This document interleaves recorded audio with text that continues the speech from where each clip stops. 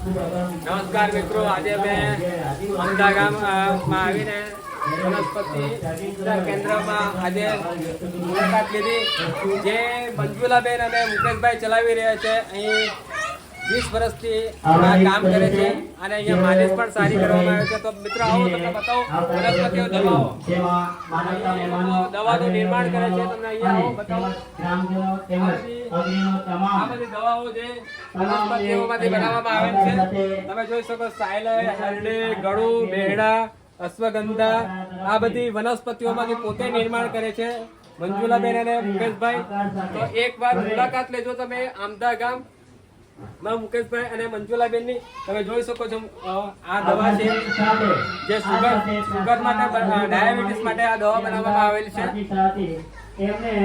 આ છે પથરી માટે 1 ચમચી દવા, 1 ગ્લાસ પાણી, રાત્રે પલાળી સવારે પીવી. આ પથરી માટેની દવા બનાવવામાં આવેલ છે. આ છે હર્ષ મસાની દવા છે. આ કબજિયાત માટે, ગેસ ને કબજિયાતની પ્રોબ્લેમ હોય તેના માટે આ દવા બનાવવામાં આવેલ છે. તમે જોઈ શકો છો મિત્રો આ બધી વનસ્પતિઓ જેનું નિર્માણ મુકેશભાઈ અને મંજુલાબેન તરફથી આ દવાઓ બધી આ વનસ્પતિઓમાંથી બનાવવામાં આવેલ છે. તો એકવાર મુલાકાત લો અમદા ગામમાં મંજુલાબેન અને મુકેશભાઈની. Thank you.